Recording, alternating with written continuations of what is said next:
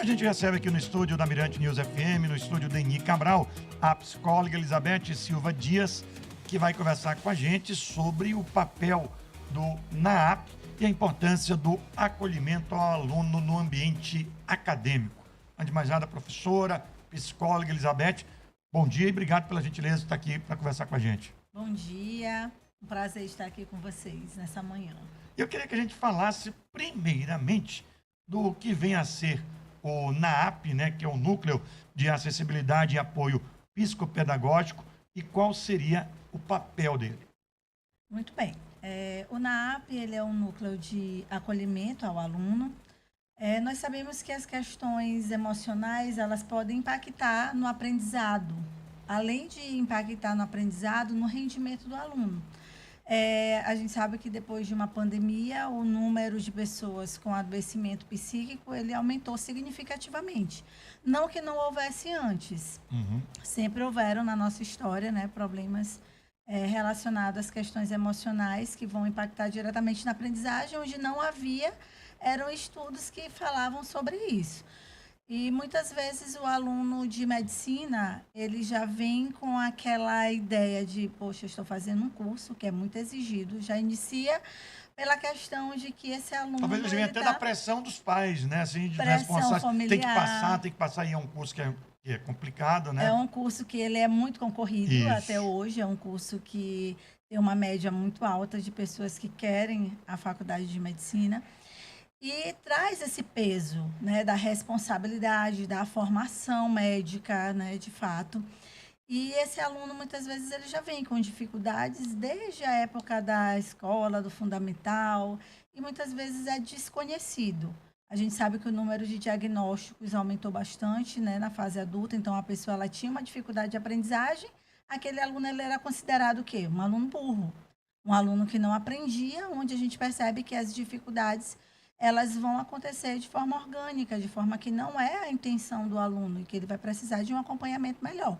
Então, o núcleo ele vem nesse sentido, de ajudar, de auxiliar os alunos que eles encontram essa dificuldade acadêmica, pedagógica, durante toda a sua trajetória. Como é que tem sido a importância desse acolhimento para os alunos?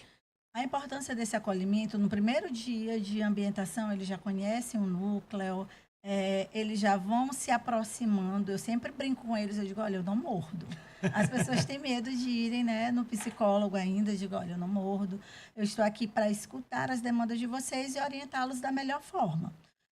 Então, nesse sentido, a gente busca trazer esse ambiente, onde ali eles vão ter a oportunidade de falar sem julgamento, de serem escutados, e muitas vezes nem são questões que estão impactando, às vezes são questões que são fora do ambiente acadêmico, Mas que fora das reflete questões dentro, né? voltadas ao mundo pedagógico, mas que vão refletir ali.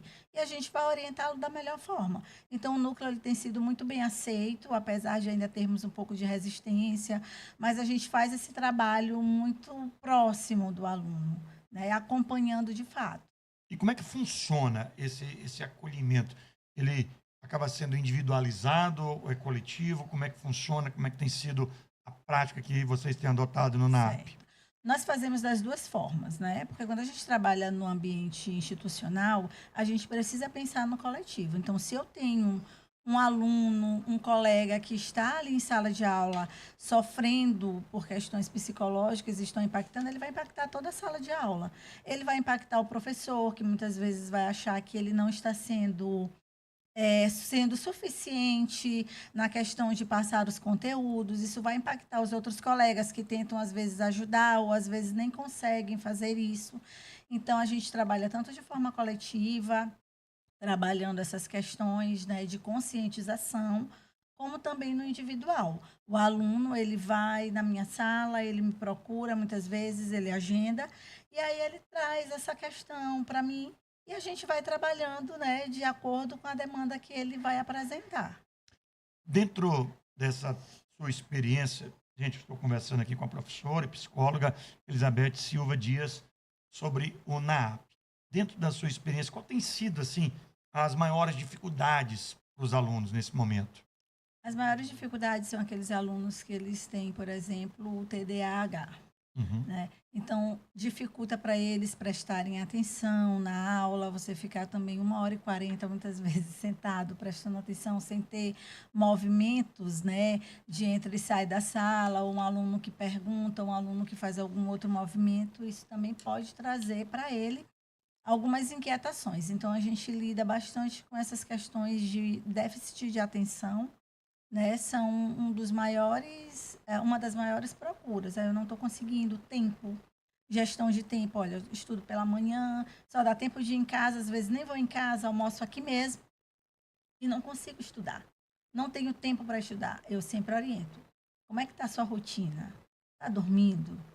Está dormindo quantas horas por noite? Eu sei que é assim utópico a gente falar dormir sete Sim. horas, né? Todo mundo consegue e algumas pessoas dormem 5 horas e E tudo tá de bem, bem, verdade. né? Para outras, elas precisam de um pouquinho mais de tempo. E assim, sempre ajudando nessa gestão de tempo. Olha, é importante ter o sono, é importante que vocês façam pausas, porque há uma pressão muito grande. Há uma pressão da família, olha, boas notas, a gente ainda tem um impacto muito forte no Brasil, porque a nossa avaliação, ela é através de notas, né? Então, um aluno que ele não tira um 10, ele já fica ali, poxa, eu não consegui, o meu colega tirou 10, o meu colega não leva um caderno, o meu colega... Mas cada um tem uma forma de aprender, É isso. né? Então, eu sempre procuro individualizar isso para eles. Olha, cada um é de uma forma, não se compare. Pois é, essa comparação que às vezes pode ser ruim, né? Essa comparação, ela é péssima. Quando você se compara com alguém, ou com algum familiar, ou com algum irmão, né? Os pais, eles tendem muito a fazer isso, a comparar. "Ah, o meu filho não era dessa forma, aprendia melhor, o meu filho nunca me deu trabalho." Mas a aprendizagem, ela é individual. Ela não é igual para todo mundo. E essa mudança que a gente sabe que tem, está saindo do ensino médio, chegando no acadêmico, no ensino superior, isso também é tratado, porque muitas das vezes requer de uma adaptação. Isso traz bastante impacto, né? Isso traz bastante impacto para os alunos. Eu sempre falo que é uma transição, e essa transição, né, quando você sai do ensino médio, onde você tem ali vários professores, mas aqueles professores, eles muitas vezes vão ficar contigo durante o ano inteiro, Verdade. né? Então você vai ter um contato muito direto e a pressão ela é grande no ensino médio, por exemplo, mas no ensino superior ele vai te dar, eita, e agora eu vou sair daqui, eu vou fazer medicina, né? Eu vou fazer que curso? Eu estou fazendo medicina porque eu quero, é porque meu pai quer, porque na minha família já tem outros médicos. Quais são os meus interesses? Então isso traz um impacto Muda. muito grande. Então a Idomed ela tem essa preocupação com o aluno.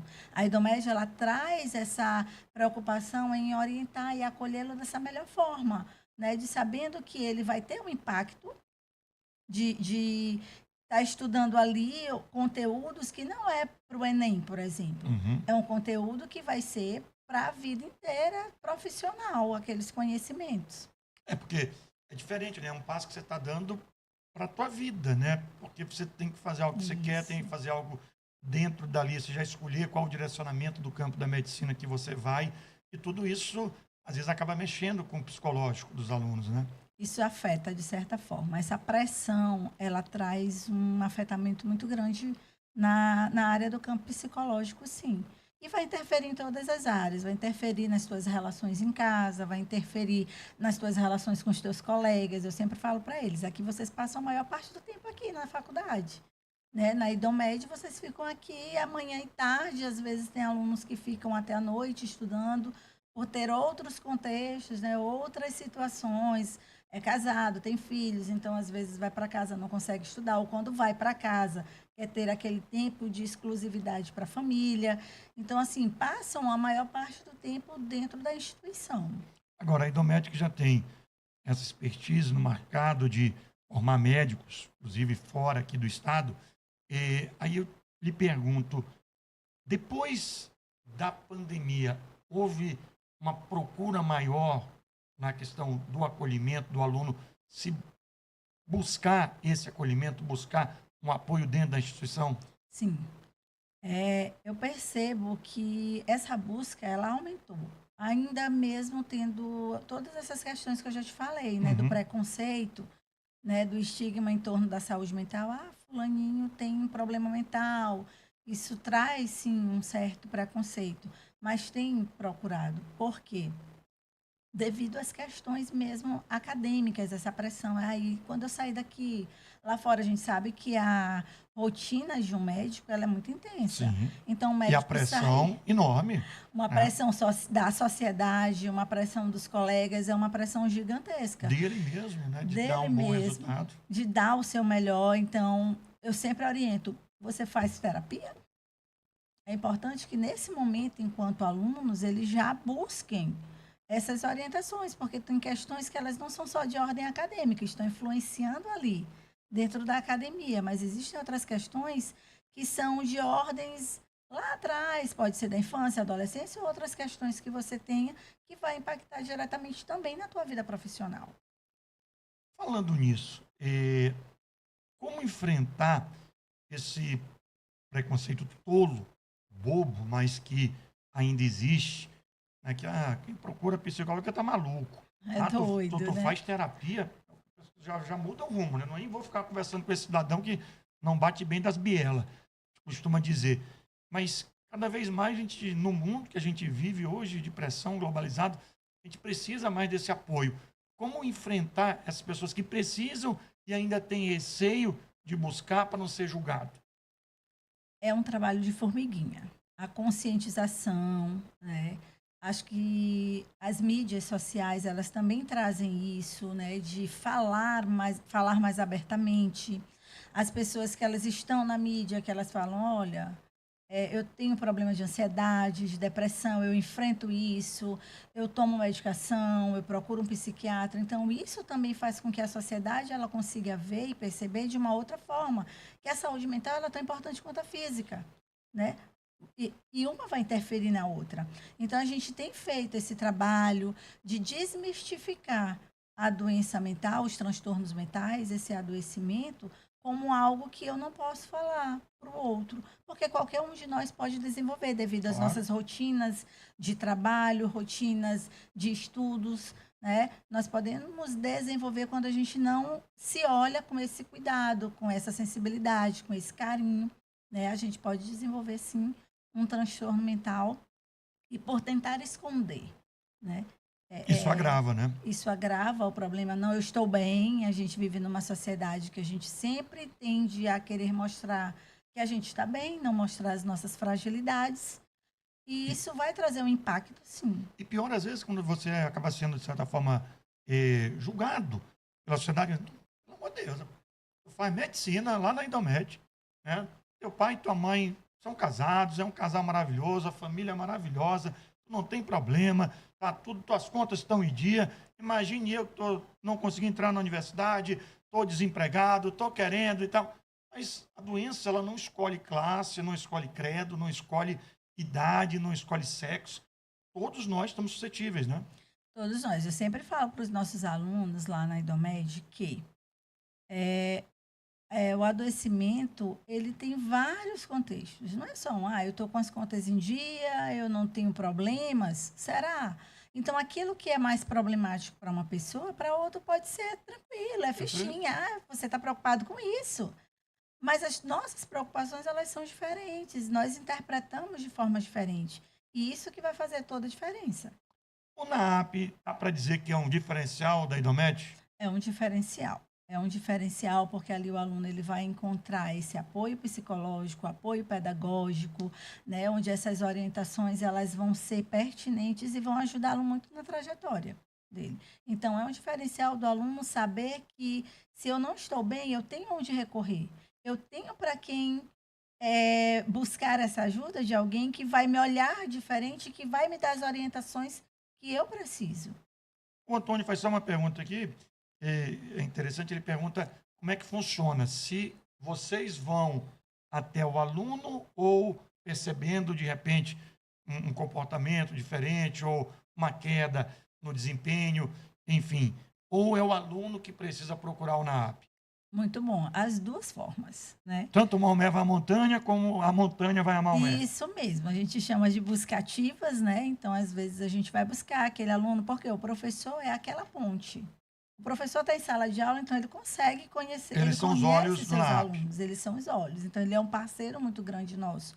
Então, o professor consegue perceber que aquele aluno ele tinha um rendimento melhor, que aquele aluno era participativo, que algo está acontecendo que tem mexido com ele. Às vezes, até os colegas Uhum. sinalizam. Então, o aluno ele é atendido pelo NAAP da IDOMED, tanto quando ele busca essa orientação ou quando alguém nos sinaliza e a gente faz essa busca, né? Então, ele tem essas duas formas de ser acolhido e atendido pelo núcleo.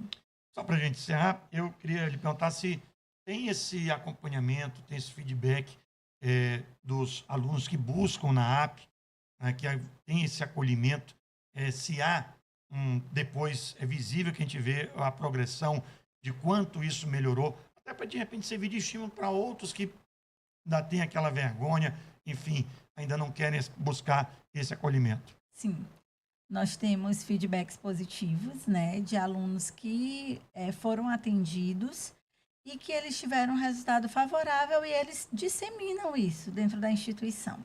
Eles dizem, olha, vão lá, procura a professora Elizabeth, ela está lá disponível para você. Eu estava com algumas dificuldades e fui orientado e melhorei significativamente. Então, a gente tem resultados positivos, né, em relação a isso e os próprios alunos fazem esse marketing dentro da instituição. A propaganda da boca continua sendo a melhor. Continua sendo a melhor. Do boca a boca. Professora Elizabeth Silva Dias, psicóloga, coordenadora do NAAP, queria lhe agradecer do IDOMED pela presença aqui com a gente. Eu acho que parabenizar a instituição por ter essa preocupação com o aluno, né? Não é simplesmente chegar e colocar o aluno lá de qualquer maneira, de qualquer forma, até porque a gente está, a ideia é formar profissionais e profissionais que estejam bens, inclusive mentalmente, para enfrentar esse mundão aí de, meu Deus, o dia a dia, que a gente sabe o quanto é difícil, com a pressão que eles vão ter pela frente durante a profissão que escolheram. Muito obrigado, professora. Verdade. Muito obrigada também pela participação aqui e agradecer, em nome da IDOMED, esse espaço para que a gente possa estar falando e construindo, né, um modelo educacional de qualidade. E um modelo diferente e melhor. Obrigado, professora Elizabeth Silva Dias, psicóloga, conversou com a gente aqui no Ponto Final desta quinta-feira, dia 22 de maio.